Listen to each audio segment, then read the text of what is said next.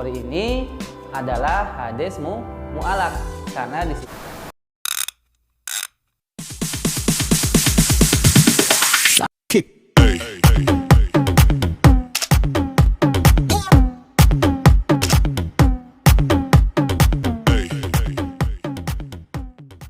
Bismillahirrahmanirrahim. Assalamualaikum warahmatullahi wabarakatuh. Berjumpa lagi dalam channel Pak Dul si Jenderal Kancil. Kali ini Pak Dul akan membahas sebuah materi ulumul hadis, yaitu materi tentang hadis mu'alaq. Apa itu hadis mu'alaq? Sebelum Pak Dul lanjut, alangkah baiknya jika kalian like, komen, share, dan subscribe serta tekan tombol loncengnya agar Pak Dul semakin semangat update video-video terbaru untuk kalian. Oke, langsung kita lanjut saja ke materi kita kali ini, hadis mu'alaq. Apa itu hadis mu'alaq?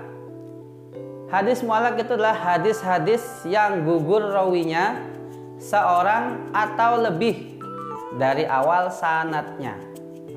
Seorang atau lebih ya. Jadi yang rawinya gugur satu orang ataupun lebih dari satu orang. Nah, keguguran sanad pada hadis mu'alaq tersebut dapat terjadi pada sanad yang pertama, atau pada seluruh sanadnya, atau pada seluruh sanad selain sahabat. Nah, langsung saja, seperti contoh di samping saya ini ada sebuah hadis mu'alaq di sini. Hadis yang berbunyi seperti ini. Qala Nabiyyu sallallahu alaihi wasallam, Allahu ahaqqu an yustahya minan nasi. Nabi sallallahu alaihi wasallam bersabda, Allah lebih berhak untuk menjadi tempat mengadu malu daripada manusia. Nah, ini adalah hadis yang memiliki 3 pentakhrid hadis. Jadi itu ada 3 jalur pentakhrid hadis. Yang pertama yaitu Bukhari, kemudian Abu Dawud, kemudian Tirmidzi. Nah, kita bahas satu persatu jalur pentakhritan hadisnya atau jalur sanad hadis ini. Nah, yang pertama dari jalur Bukhari. Nah, dari jalur Bukhari bersanadkan Bahas bin Hakim, kemudian ayah Bahas yaitu Hakim bin Muawiyah, kemudian kakeknya yang bernama Muawiyah bin Haidah al-Qusairi. Nah, kemudian jalur yang kedua, jalur pentakhridan atau jalur sanad dari Abu Dawud.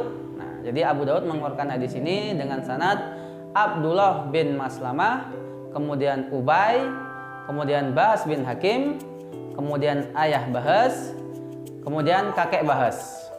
Kemudian juga ada jalur sanad lain dari Abu Dawud, yaitu Ibnu Bashar, kemudian Yahya, kemudian Bahas bin Hakim, kemudian ayah Bahas dan kakek Bahas. Nah, kemudian jalur pentakhritan yang ketiga. Nah, jalur sanad yang ketiga yaitu yang dikeluarkan oleh Tirmidzi.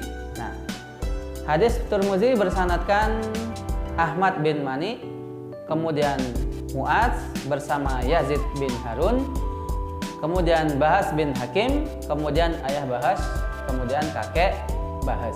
Nah, dari 3 jalur pentakhritan hadis ini bisa kita lihat, kita sorot yang pertama yaitu hadis dari jalurnya Bukhari atau yang dikeluarkan oleh Bukhari. Nah, jika dilihat dari ketiga imam pentakhrid hadis tadi, terlihat bahwa Imam Bukhari menggugurkan sanadnya sekurang-kurangnya seorang sebelum Bahas bin Hakim.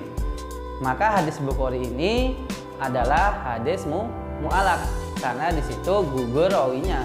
1 bahkan 2 rawi di situ gugur di hadis tadi. Nah, maka hadis yang menggunakan jalur pentakhritan hadis Bukhari ini atau yang dikeluarkan oleh Bukhari ini menjadi hadis mu'alaq.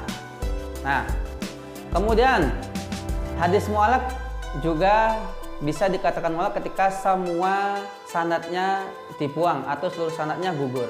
Nah, hadis mu'alaq yang dibuang seluruh sanadnya ialah hadis, ya, ciri-cirinya adalah hadis apabila seorang imam hadis tersebut secara langsung mengatakan Rasulullah SAW bersabda begini dan seterusnya, atau dia langsung mengutarakan matanul hadisnya tanpa menyebut Nabi Muhammad SAW.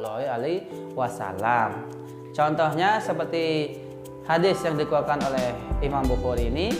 Nah, seperti contoh ini, kata utusan Abdul Qais kepada Nabi Muhammad SAW, perintahlah kami untuk mengerjakan beberapa tugas yang bila kami kerjakan kami dapat masuk surga.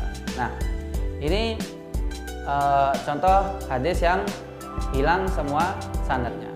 Kemudian juga ada contoh yang kedua, hadis yang berbunyi bahwa para ulama itu adalah pewaris para nabi, dan para nabi itu tidak mewariskan 1 dinar, pula tidak 1 dirham pun, tetapi beliau-beliau itu hanya mewariskan ilmu pengetahuan. Oleh karena itu barang siapa mengambilnya, ia mendapatkan saham yang besar.